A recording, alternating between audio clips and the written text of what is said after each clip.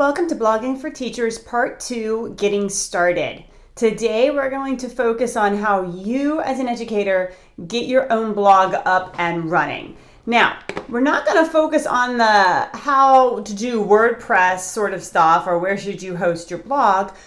Before you even can think about that, I think it's beneficial to answer a set of questions about what your blog is going to do and how you're going to approach it, all right? So things that I think are important for you to consider before you even write your first post and before you even set up your account with WordPress or whatever site that you choose to use. I use WordPress, so I sort of say that by default. What do you want your blog to be about? Think about your area of expertise. So I do two blogs. I do Confessions of a Bored Academic, and that blog focuses on mainly teaching issues in higher education, right? You're probably already aware of that. And then for a while, I had a yoga blog. I had my Bikram Yoga Life, which was about my Bikram yoga practice. And then when my studio shut down, I switched over to Academic Yogi because I'm an academic and I also practice yoga and I wanted to continue my blog about yoga. So think about what are your areas of expertise, all right?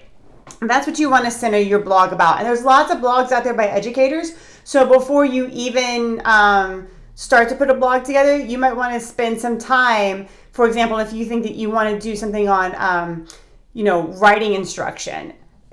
I'm sure there are blogs out there written by teachers that focus on writing. So take some time, read them, think about what you bring to the community that's not already there. Okay. So think about what you want to focus on. What's your area of expertise? Who is your primary audience? Who are you speaking to? Okay, that's very important because that's going to determine how you structure your post. And it's also going to help you answer the next question that I have, which is what are some key topics you could get writing about?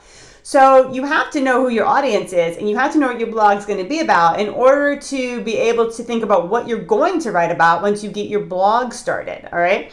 And then once you've got those first 3 questions down under your belt, then start to think about what do you want to call your blog.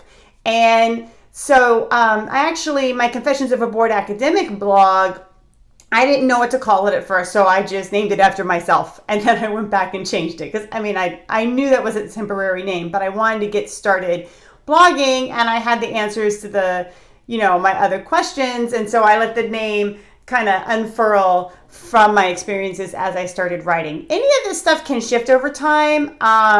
Any of the answers that you have for these questions might change or get refined. That's what I find as a blogger is that I start a blog, I have specific ideas. I could answer any of these questions that I have for you here, but as I start writing it and it starts to develop a little bit more, then I find that some of my answers might change, and to these questions they might change, and some of them might be just further refined. So be open to that. I think it's good to have answers to these questions when you start, but don't let them constrain you.